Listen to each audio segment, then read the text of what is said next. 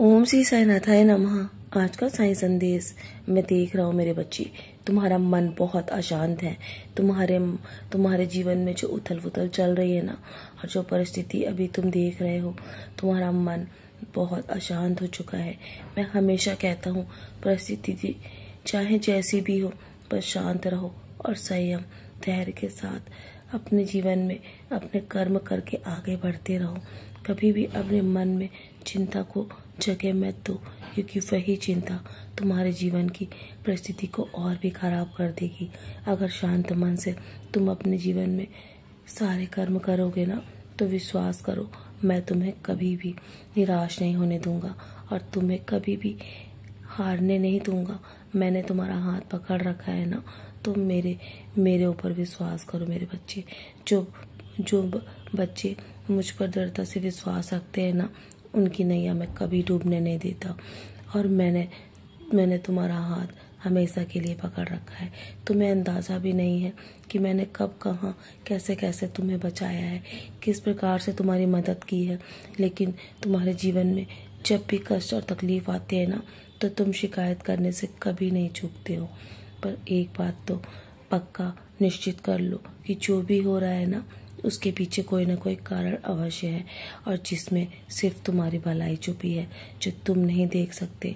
जिस तरह जिद छोड़कर तुम अपने कर्म में लग जाते हो ना, उसी प्रकार मैं भी अपने कर्म में लगा हुआ मेरे बच्चे, क्योंकि मेरा कर्म है अपने भक्तों की सेवा करना। मैं अपने भक्तों के लिए कुछ भी करने के लिए तैयार रहता हूँ। जब भी मेरे बच्चे मुझे पुकारते हैं ना, मैं दौड़ा दौड़ा चला आता हूँ। और तुमने भी जब भी मुझे पुकारा है, मैं हमेशा तुम्हारे पास रहा हूँ मेरे बच्चे। और मैं तो तुम्हारे घर में विराजमान हूँ, तुम्हारे घर के सदस्य के रूप में। जब भी तुम मेरा नाम लेते हो ना, तो मैं तुम्हारे जीवन में हर रोग हर कष्ट को कम कर देता हूँ मेरे बच्चे।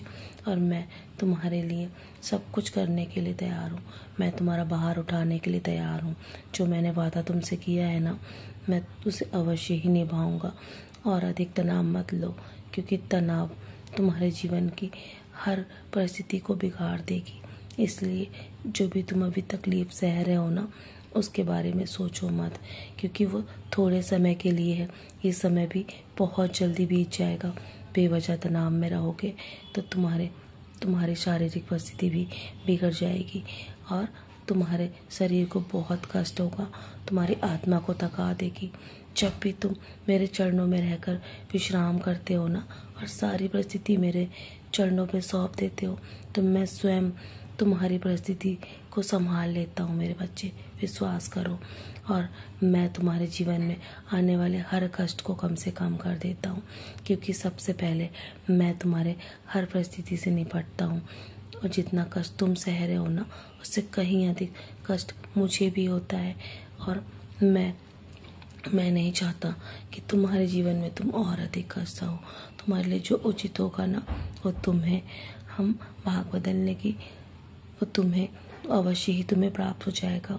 तुम्हारे भाग बदलने की क्षमता मैं रखता हूँ मेरे बच्चे। इसलिए दुर्भाग्य की चिंता छोड़कर अपने कर्म में लगे रहो। तुम अगर कोशिश करते रहोगे ना, तो तुम्हारा भाग्य बहुत जल्दी बदल जाएगा। सब कुछ मेरी योजना का हिस्सा है।